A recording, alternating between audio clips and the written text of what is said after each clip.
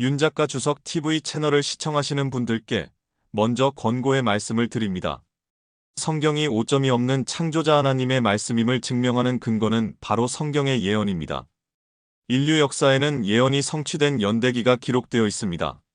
성경의 창세기 1에서 11장은 인류 문명의 발상지 메소포타미아 지대에서 최초로 인류 문명이 시작되기 이전에 약 2000년간 거성 문명이 있었다고 기록하고 있습니다.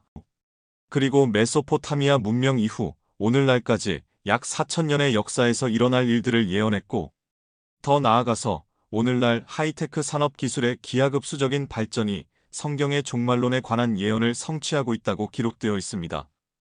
요한계시록은 성경 전체의 예언들이 성취되는 연대기의 순서를 알려주는 책으로 성경과 인류 역사 전체를 이해하는 틀을 제공합니다. 그러므로 요한계시록을 공부하는 것은 성경과 인류 역사와 도래할 인류의 미래까지도 이해할 수 있어 매우 중요합니다. 요한계시록 1장 3절을 보면 성경에서 계시록은 공부하는 자에게 축복을 약속하는 유일한 책입니다. 요한계시록을 이해하기 위해서 구약 성경의 예언 중에 성취된 예언과 아직 성취되지 않은 예언에 관한 사전 지식이 필요합니다. 성경적 진리 1에서 7편까지의 영상에 계시록을 이해하기 위한 사전 지식을 요약해 놓았기 때문에 먼저 보시기를 권고합니다. 50편 새 하늘과 새 땅, 영원한 질서의 시작, 영원한 희망의 약속 7부, 영원한 질서 22장, 영원한 질서. 메시아 왕국이 구약 성경 예언의 정점이라면 영원한 질서는 신약 성경 예언의 정점입니다. 요한계시록의 1장에서 20장에 나오는 많은 정보는 구약 성경에서도 찾을 수 있지만 요한계시록의 마지막 2장, 21장과 22장에는 구약 성경의 선지자들에게 계시되지 않은 완전히 새로운 내용이 담겨 있습니다. 천년 왕국의 길이는 1000년에 불과합니다. 그러나 다윗 언약의 약속에 따르면 영원한 왕조, 영원한 왕국, 영원한 보좌가 약속되어 있었습니다. 왕조의 영원한 존재는 영원한 메시아 예수님에서 절정에 달하기 때문에 보장됩니다. 그러나 보좌와 왕국의 영원한 존재 또한 보장되어야 합니다. 천년왕국 형태의 하나님 왕국은 1000년 후에 끝날 것입니다. 그러나 하나님께서 통치하신다는 의미에서 하나님의 왕국은 영원한 질서 속에 계속될 것입니다. 예수님은 다윗 보좌에서 누리는 권위의 지위를 영원한 질서에서도 계속하실 것입니다. 영원한 질서에 대해 알려진 모든 것은 요한계시록 21장 1절에서 22장 5절까지에서 찾을 수 있으며 이 장의 관심사는 성경 전체 9절에 있습니다. A. 옛 질서의 소멸과 영원한 질서의 창조. 요한계시록 21장 1에서 8절. 백보좌 심판을 준비하기 위해 하늘과 땅의 옛 질서는 사라질 것입니다. 그런 다음 백보좌 심판 이후에는 요한계시록 21장 1에서 2절에 기록된 대로 영원한 질서가 창조될 것입니다. 또 내가 새 하늘들과 새 땅을 보니 처음 하늘과 처음 땅은 사라지고 바다도 더 이상 있지 아니하더라. 나 요한은 거룩한 도성새 예루살렘이 하나님께로부터 하늘에서 내려오는 것을 보았는데 마치 신부가 자기 남편을 위하여 단정한 것 같이 예비되었더라. 옛 질서를 대체하기 위해 새 하늘과 새 땅이 만들어질 것입니다. 1절. 새 땅에서 빠진 중요한 요소는 바다입니다. 태초의 땅은 원래 귀중한 원석과 보석으로 완전히 덮인 광물 정원으로 구성되어 있었으며 사탄의 두 번째 거처로 사용되었습니다. 에스겔 28장 11에서 16절. 그러나 사탄이 타락했을 때 사탄만 심판을 받은 것이 아니라 사탄의 권세 아래 있던 땅도 함께 심판을 받았습니다. 그 심판에는 땅을 바다로 덮는 것도 포함되었습니다. 창세기 1장 2절. 바다는 첫 번째 땅에 대한 하나님 심판의 일부이지만 새 땅에는 존재하지 않을 것입니다. 새 하늘과 새 땅은 창조되어야 하지만 새 예루살렘은 현재의 셋째 하늘에 이미 존재하기 때문에 창조되지 않을 것입니다. 새 땅이 창조되면 새 예루살렘은 새 땅에 정착하기 위해 하늘에서 내려올 것이며 결혼식을 위해 준비된 신부의 아름다움으로 단장될 것입니다. 2절. 새 예루살렘에 대한 가장 자세한 내용은 요한계시록의 마지막 2장에서 찾을 수 있지만 새 예루살렘은 신약 성경의 앞부분에서 이미 언급되었습니다. 바울은 갈라디아서 4장 26절에서 새 예루살렘을 자유로운 예루살렘으로 묘사했습니다. 위에 있는 예루살렘은 자유로우니 우리 모두의 어머니라. 지상의 예루살렘은 여러 세력이 끊임없이 속박하고 지배했지만 하늘의 새 예루살렘은 영원히 자유로울 것이고 앞으로도 그럴 것입니다. 히브리서 11장 9에서 10장에 따르면 아브라함이 추구했던 것은 바로 이 특별한 성읍이었습니다. 믿음으로 그는 타국 땅에 있는 것 같이 약속의 땅에 기거하여 그와 함께 그 동일한 약속의 상속자들인 이삭과 야곱과 더불어 장막에서 살았느니라. 이는 그가 기초들이 있는 한 도성을 기다렸음이니 그것을 세우시고 만드신 분은 하나님이시니라. 그리고 히브리서 12장 22에서 24절에서는 이 도성을 구속받은 모든 자의 영원한 거처로 묘사합니다. 그러나 너희는 시온산과 살아계신 하나님의 도성인 하늘의 예루살렘과 무수한 천사들과 하늘에 기록된 첫째로 난 자의 총회와 교회, 모든 것의 심판자이신 하나님과 온전하게 된 의인들의 영들과 새 언약의 중보자이신 예수와 아벨의 피보다 더욱 좋은 것을 말하는 뿌리는 피에 이르렀느니라. 이 도성은 여러 무리의 영원한 거처가 될 것입니다. 성삼위 하나님, 천사 무리 전체, 교회 성도들, 그리고 온전하게 된 의로운 사람들, 즉 구약 성경 성도들의 영들이 거하게 될 것입니다. 그들은 믿음으로 의롭다함을 받았기 때문에 그 시대에는 의인이었지만 메시아의 죽음으로 완전해졌습니다. 언급되지는 않았으나 분명히 포함되는 것은 환란 성도들과 천년왕국 성도들입니다. 영원한 질서의 창조에 대한 환상에 이어 보좌에 계신 분의 첫 번째 선언은 요한계시록 21장 3에서 4절에 나와 있습니다. 또 내가 들으니 하늘에서 큰 음성이 나서 말하기를 보라. 하나님의 성막이 사람들과 함께 있어 그분께서 그들과 함께 거하시리니 그들은 그분의 백성이 되고 하나님께서는 친히 그들과 함께 계셔서 그들의 하나님이 되시리라. 하나님께서 그들의 눈에서 모든 눈물을 닦아내시고 다시는 사망이나 슬픔이나 울부짖음이 없고 고통 또한 없으리니 이는 이전 것들은 다 사라져버렸음이라 하더라. 이 선언에는 두 가지 요점이 있습니다. 첫째, 하나님의 거처가 이제 사람들과 함께 있을 것입니다. 이것은 새 예루살렘이 하나님과 천사들, 구속받은 인류의 영원한 거처가 될 것이라는 히브리서 12장 22에서 24절의 내용을 재확인하는 것입니다. 거하다로 번역된 단어는 문자 그대로 장막을 의미합니다. 이것은 광야의 성막에서와 같이 사람들과 함께 거하시는 셰키나 영광에 대한 언급입니다. 둘째, 창세기 3장 16에서 19절에 기록된 저주의 모든 영향이 제거될 것이라고 단언합니다. 여자에게 말씀하시기를 내가 너의 고통과 너의 임신을 크게 늘리리니 내가 고통 가운데서 자식들을 낳을 것이요 너의 바람은 내 남편에게 있을 것이니 남편이 너를 주관할 것이라 하시더라. 또 하나님께서 아담에게 말씀하시기를 내가 내 아내의 음성에 경청한 까닭에 내가 내게 명하여 말하기를 너는 그것을 먹지 말라고 한 그 나무의 열매를 먹었으니 너로 인하여 땅은 저주를 받고 너는 너의 전생애 동안 고통 중에서 그 소산을 먹으리라. 또 땅은 내게 가시나무와 엉겅퀴를 낼 것이요 너는 들의 채소를 먹을 것이며 내가 땅으로 돌아갈 때까지 내 얼굴에 땀을 흘려야 빵을 먹으리니 이는 내가 땅에서 취해졌음이라. 너는 흙이니 너는 흙으로 돌아갈 것이니라 하시니라. 옛 질서가 시작되며 인간의 타락이 왔을 때 아담의 저주가 작동하는데 많은 부작용을 일으켰습니다. 옛 질서의 저주로 인한 이 모든 부작용은 옛 질서가 폐기됨으로써 제거될 것입니다. 그러므로 영원한 질서에서는 눈물, 죽음, 애도, 울음, 고통이 없을 것입니다. 그런 다음 보좌로부터의 두 번째 선언은 요한계시록 21장 5에서 8절에 나와 있습니다. 또 보좌에 앉으신 분이 말씀하시기를 보라, 내가 만물을 새롭게 만드노라 하시고 내게 말씀하시기를 이 말씀들은 참되고 신실하니 기록하라 하시고 또 내게 말씀하시기를 다 이루었노라. 나는 알파와 오메가요 시작과 끝이라. 내가 목마른 자에게 생명수의 샘을 값없이 주리라. 이기는 자는 모든 것을 상속받으리니 나는 그에게 하나님이 될 것이요 그는 나에게 아들이 되리라.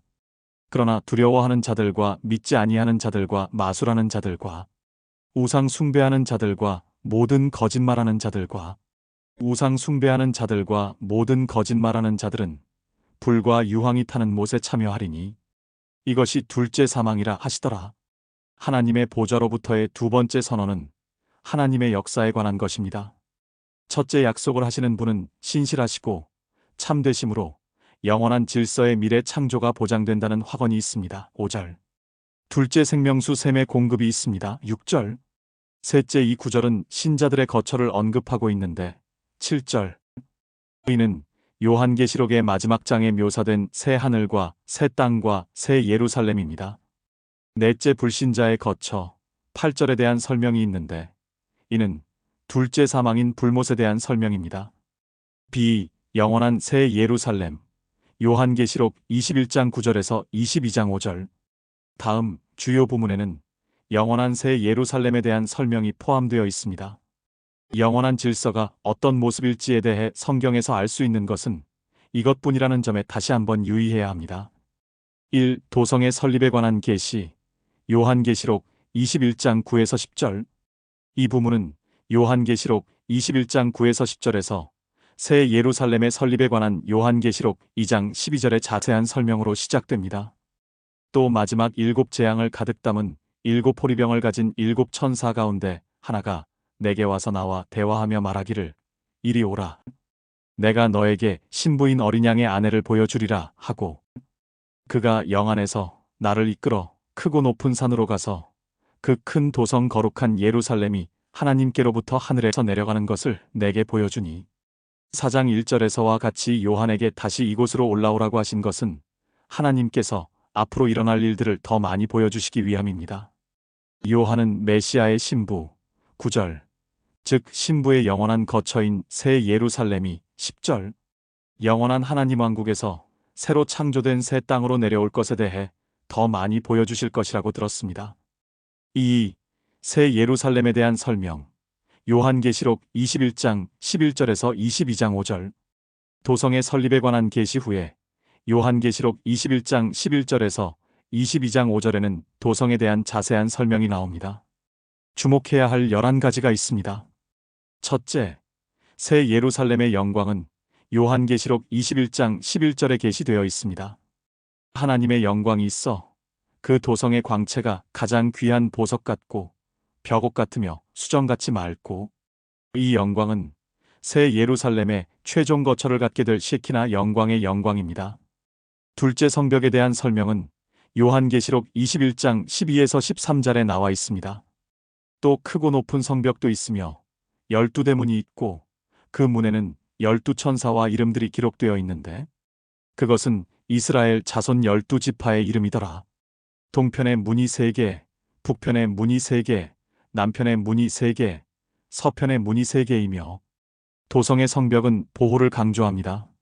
성벽은 크고 높았다고 전해지지만 현재로서는 성벽의 크기나 높이에 대한 자세한 내용은 알려지지 않았습니다.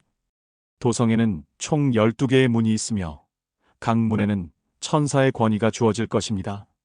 12대문은 이스라엘의 12지파의 이름을 따서 명명될 것이며 이는 이 유대인의 이름이 영원토록 기억될 것임을 의미합니다.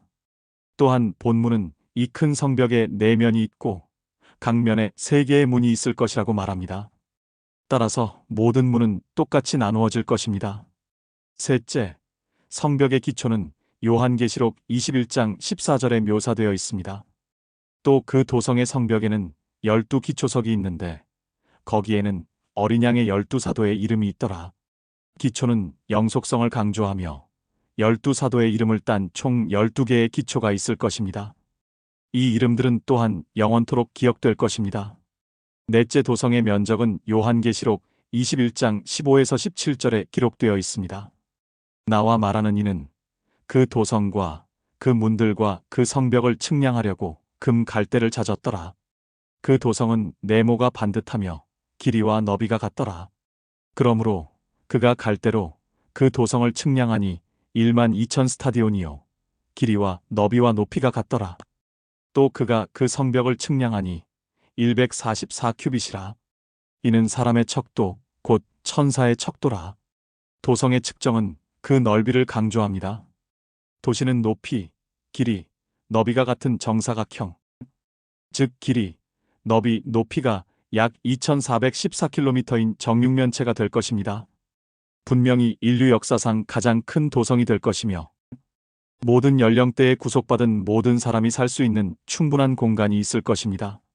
성벽의 높이는 약 457m이므로 앞서 12절에서 언급했듯이 실제로 높은 성벽이 될 것입니다. 다섯째 도시의 구성은 요한계시록 21장 18에서 21절에 설명되어 있습니다. 그 성곽은 벽옥으로 지어졌고 그 도성은 순금으로 맑은 유리 같고 그 성곽의 기초석은 각양보석으로 단장되었으며 첫째 기초석은 벽옥이요 둘째는 사파이어, 셋째는 옥수, 넷째는 에메랄드이며 다섯째는 홍마노, 여섯째는 홍보석, 일곱째는 감람석, 여덟째는 녹보석, 아홉째는 황옥, 열째는 녹옥수, 열한째는 제신스, 열두째는 자수정이라. 또 12대문은 12진주니 그 문들은 각각 한 개의 진주로 되어 있더라. 그 도성의 거리는 순금이며 투명한 유리 같더라. 성벽은 벽옥으로 지어질 것이고 정육면체로 만들어진 도성 전체는 투명한 금으로 만들어질 것입니다. 성벽의 12기초는 각각 고유의 귀한 원석으로 구성됩니다. 다음과 같이 설명할 수 있습니다. 1. 벽옥 녹색 2. 사파이어 파란색 3. 옥수 녹색을 띤 색 4. 에메랄드 녹색 5. 홍마노 빨간색과 흰색 6. 홍마석 불타는 듯한 빨간색 7. 황옥 황금빛 노란색 8. 녹보석 연한 초록색 9. 토파즈 녹황색 10. 녹옥수 금빛 초록색 11. 제신스 보라색 12. 자수정 자주색. 에스겔 28장 13절에 원래 지구에는 총 10개의 돌이 있었고 이 돌의 절반은 에스겔 28장 13절에서 사탄이 타락하기 전에 첫 번째 지구의 특징이기도 합니다. 새 땅에는 첫 번째 땅의 모든 완전함과 함께 2개의 돌이 추가되어 총 12개의 돌이 있습니다. 이스라엘의 12지파의 이름을 딴 12개의 문은 각 문이 하나의 거대한 진주로 만들어질 것입니다. 도성과 마찬가지로 도성의 단일거리는 투명한 금으로 구성됩니다. 여섯째 새 땅에는 바다가 없다는 것 외에도 요한계시록 21장 22에서 24절에는 몇 가지 빠진 것도 언급되어 있습니다. 내가 보니 도성 안에는 성전이 없더라. 이는 전능하신 주 하나님과 그 어린 양이 그곳의 성전임이라. 그 도성은 해나 달이 그 안에서 비칠 필요가 없으니 이는 하나님의 영광이 그곳을 비추고 어린 양이 그곳의 빛이 됨이라. 그리하여 구원받은 자들의 민족들이 그 도성의 빛 가운데서 걷겠으며 땅의 왕들이 그들의 영광과 존귀를 그곳으로 가져오리라. 새 땅에서 빠진 두 번째 항목은 성전입니다. 역사적으로 총 4개의 성전이 존재했을 것입니다. 그러나 영원한 질서에는 성전이 없을 뿐만 아니라 성전이 필요하지도 않을 것입니다. 삼위일체 하나님 전체가 모든 시대에 구속받은 모든 사람과 함께 그 도성에 거할 것이기 때문입니다. 세 번째와 네 번째 빠진 것은 해와 달이다. 처음 지구가 창조되었을 때 창세기 1장의 넷째 날에서야 비로소 창조되었기 때문에 해나 달도 없었습니다. 그러나 태양과 달이 없는 원래의 상태로 돌아갈 것입니다. 영원한 질서에서 빛의 근원은 그러한 피조물에서 오는 것이 아니라 빛의 창조주 어린 양의 시키나 영광을 통해 제공될 것이며 이는 영원한 질서를 위해 모든 것을 밝힐 것입니다. 옛 질서에서 왕의 역할을 했던 사람들 뿐만 아니라 이 땅의 이방인들도 이 빛으로 걸을 것입니다. 이방인에 대한 언급은 유대인과 이방인의 구별이 영원토록 유지될 것이지만 실제적인 차이를 언급하지 않습니다. 일곱째 요한계시록 21장 25에서 27절에 도성으로 들어가는 것에 대한 설명이 있습니다. 또 그곳의 성문들을 낮에는 결코 닫지 아니하리니 이는 그곳에 밤이 없음이라. 그들이 민족들의 영광과 존귀를 그곳으로 가져오리라. 무엇이든지 더럽게 하는 것이나 가증한 일을 행하는 자나 거짓말하는 자는 결코 그곳에 들어오지 못할 것이며 다만 어린 양의 생명의 책에 기록된 자들만이라. 도성 주변에는 12천사가 관리하는 12진주문이 있지만 이 문은 영원토록 닫히지 않을 것입니다. 그리고 영원한 질서에서 5번째로 빠진 것은 밤의 부재입니다. 어둠의 존재는 사탄이 타락했을 때 땅에 내려진 저주의 또 다른 결과였습니다. 창세기 1장 2절. 창조 6일 동안에는 어둠, 낮에는 태양과 밤, 달과 별이 제한된 빛을 제공함이 부분적으로만 존재했습니다. 그러나 영원한 질서에서는 죄의 모든 영향이 영원히 제거될 것이기 때문에 밤이 없을 것입니다. 영원히 열려있는 새 예루살렘의 문은 어린 양의 생명책에 기록된 이방인의 의인들이 그 안으로 들어가 영광을 누릴 것입니다. 반면에 불의는 그 어떤 것도 영원한 도성에 들어올 수 없습니다. 모든 불의는 이제 불못에 갇히게 될 것입니다. 8째 요한계시록 22장 1절에서 2절에 생명의 강에 대한 설명이 있습니다. 또 그가 나에게 하나님과 어린 양의 보좌에서 흘러나오는 수정처럼 맑은 생명수의 정결한 강을 보여주더라. 그 도성의 거리 한가운데와 하나님과 메시아의 보좌에서 수정처럼 밝은 강이 흐르기 시작할 것입니다. 이 강은 새 예루살렘 도성의 각 거리 구석구석까지 계속 흐를 것입니다. 9째 생명나무는 요한계시록 22장 2절에 묘사되어 있습니다. 그 강의 양편에는 생명나무가 있어 12가지 과실을 맺으며 달마다 과실을 내더라. 그리고 그 나무의 잎사귀들은 민족들을 차유하기 위한 것이더라. 에덴 동산에 존재했던 생명나무가 창세기 2장 9절, 3장 22절, 24절, 이제 다시 돌아올 것입니다. 나무의 줄기는 영원한 생명수 강 양쪽으로 뻗어나갈 것이며 1년 내내 매달 신선한 열매를 맺는 생산성이 특징이 될 것입니다. 달이라는 단어가 사용된다는 점에 유의해야 합니다. 따라서 영원한 질서에는 일종의 날짜 체계가 존재할 것입니다. 해, 달, 밤이 없을 것이기 때문에 현재 우리가 살고 있는 날짜 체계와는 근본적으로 다른 날짜 체계가 될 것입니다. 그러나 어떤 종류의 날짜 체계는 있을 것입니다. 생명나무의 잎사귀는 민족들의 치유를 위한 것입니다. 치유로 번역된 그리스어 단어는 현대 영어 단어 치료의 어원입니다. 잎사귀의 목적은 영원한 질서에는 존재하지 않을 것이기 때문에 기존의 질병을 치료하는 것이 아니라 민족들에게 건강을 주기 위한 것입니다. 생명나무의 잎사귀 때문에 영원한 질서에는 질병이 없을 것입니다.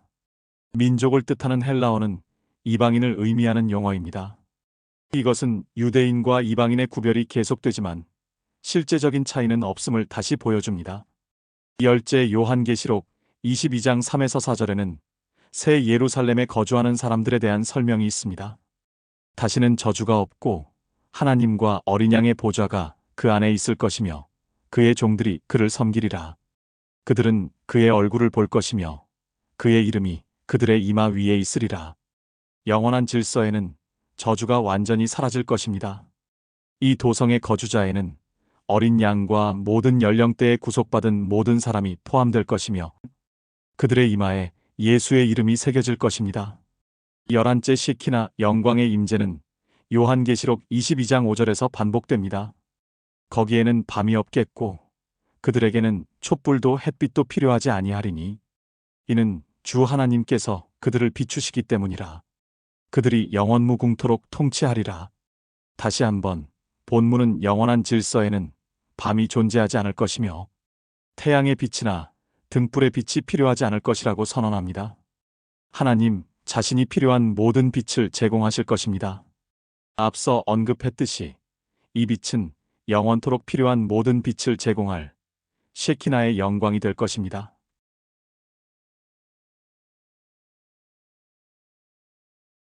성경이 창조주 하나님의 말씀임을 증명해 주는 것은 바로 예언입니다. 구독과 알림을 설정해 놓으시면 매주 일요일 오후 7시에 올리는 요한계시록 주석을 보실 수 있습니다. 요한계시록은 구약 성경의 모세오경과 예언서들 그리고 신약 성경에 흩어져 있는 모든 예언 중에 이미 성취된 예언들과 오늘날 현재 성취되고 있는 예언들과 성취가 임박한 예언들을 구별하는 틀을 제공합니다.